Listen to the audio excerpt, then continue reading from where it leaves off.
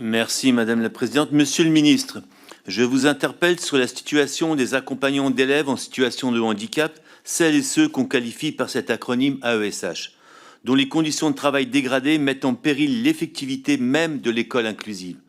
Alors qu'elles sont isolées, sans structure commune, elles ont pris une initiative inédite. Le 16 décembre dernier, à défaut de pouvoir faire grève, elles ont pris contact les unes avec les autres.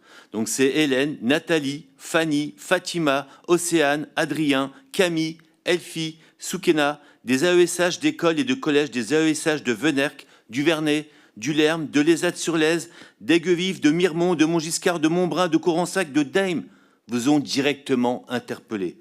Cette lettre a été signée par les membres du PIAL avec le soutien des professeurs et des directions d'établissement. C'est un cri face à une situation intenable.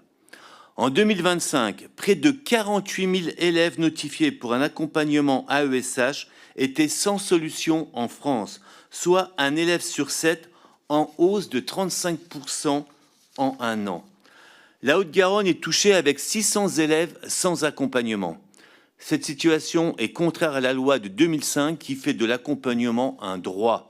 L'absence d'AESH conduit à la déscolarisation, à une dégradation de la santé mentale et physique des élèves concernés et des personnels. Le rejet méprisant, le 8 janvier 2026, de la proposition de loi pour la création d'un corps de fonctionnaires de catégorie B est l'incarnation d'un profond manque de considération pour les accompagnantes. Majoritairement des femmes sous-payées autour de 900 € net, souvent en temps partiel imposé, avec des conditions de travail dégradées pour la mutualisation. Pourquoi le gouvernement s'oppose-t-il à la titularisation des AESH? Quelle action concrète allez-vous engager pour un plan de recrutement d'urgence en Haute-Garonne et partout en France, alors que quelques dizaines de recrutements annoncés ne suffisent pas à faire face à des besoins estimés à 600 postes en Haute-Garonne? Monsieur le ministre, tout le monde, la main sur le cœur, découvre, soutient, défend l'école inclusive. Mais pour que l'école soit réellement inclusive, il est primordial d'inclure les personnes en première ligne, les AESH. Votre budget ne prévoit que la création de quelques centaines de postes d'AESH pour toute la France. Il en faut 600 en Haute-Garonne. Cet écart, ce sont des enfants laissés sans solution et des familles désespérées. Vous dites que le passage des pôles inclusifs d'accompagnement localisés en PASS, les pôles d'appui à la scolarité, va mutualiser les moyens et mieux les allouer.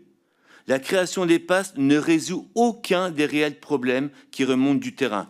Vous essayez de masquer le non-investissement par une restructuration de la gestion. Je pense aux parents, je pense à Jessica, qui m'a appelé la semaine dernière au sujet de sa petite fille. Elle ne bénéficie que de 3 matinées d'accompagnement par semaine, alors qu'elle est scolarisée 4 jours et demi. Faute d'AESH, elle est accueillie à l'école le matin, puis en crèche l'après-midi. Cette situation n'est pas conforme au droit. Alors quand allez-vous garantir le droit effectif à l'accompagnement pour ces enfants et leurs familles, Monsieur le ministre? Je vous remercie. La parole est à Monsieur le ministre de l'Éducation nationale. Merci, Madame la Présidente. Monsieur le député Christophe Bex, d'abord, vous l'avez mentionné, mais l'école de la République accueille aujourd'hui près de 520 000 élèves en situation de handicap. C'est un nombre qui augmente chaque année de 6 à 10%. Parmi ceux-ci, le nombre d'élèves, donc aujourd'hui plus des 2/3, le nombre d'élèves, enfin les 2/3, qui bénéficient donc d'un accompagnement d'enfants en situation de handicap, donc d'une AESH, augmente 2 fois plus vite depuis 2017. 2 fois plus vite. C'est une réalité qui impose effectivement une mobilisation très forte, et c'est le cas puisque le nombre d'accompagnements d'enfants en situation de handicap, donc le nombre d'AESH, a augmenté de 68%, je me permets de le dire, parce que vous avez parlé de non-investissement, plus 68% depuis 2017, avec 11 000 postes notamment créés depuis 2022, et dans le projet de loi de finances 2026, 2 000 postes supplémentaires. En Haute-Garonne, c'est effectivement plusieurs milliers d'AESH qui accompagnent 11 100 élèves.